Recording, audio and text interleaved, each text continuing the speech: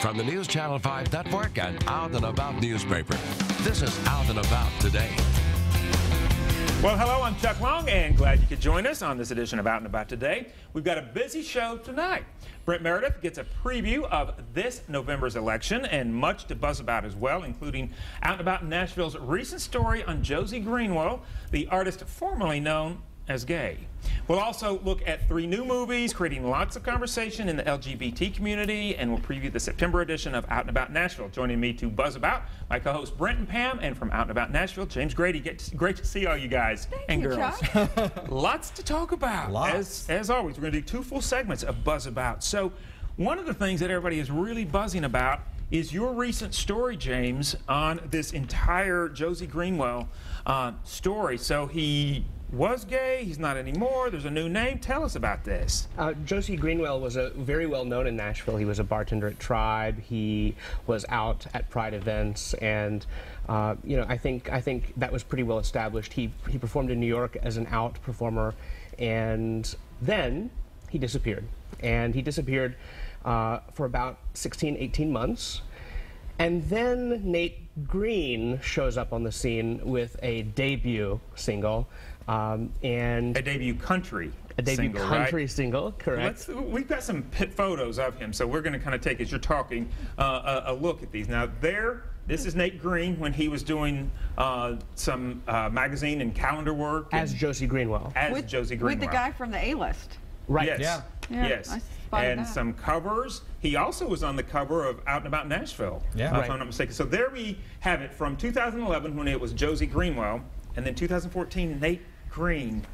Looks very similar. So the photographs that you see as Nate Green, him in a button-down shirt, those appeared within a few days of the single debut in a magazine in Mexico. Within a couple of days, a Spanish-language blog had begun speculating that this was the same person.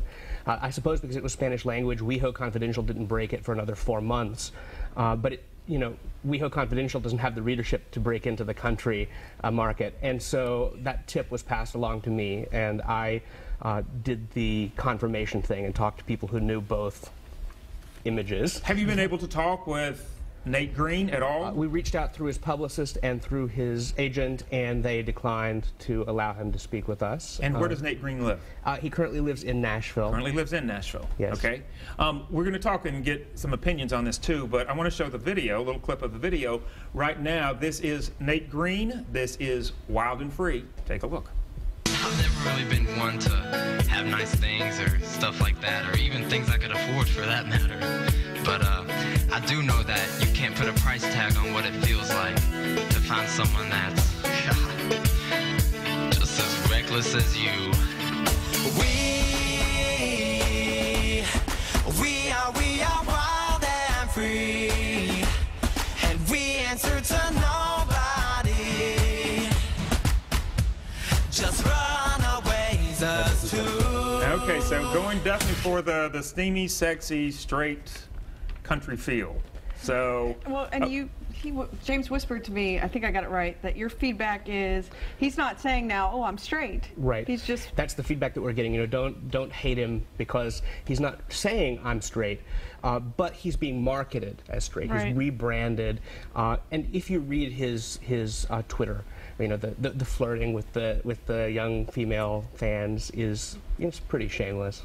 And you know, one of the things that's interesting, I mean, there's nothing wrong with him wanting to go country or do anything like that, but to me, he could make such an impact as Josey Greenwell going country if that's what he wants to do, rather than changing his image. But the pressure, we talk about it all the time on the show, the pressure of being out in this world, right? And then having, being in an industry, and that's his passion, we can all assume, music, sure, right?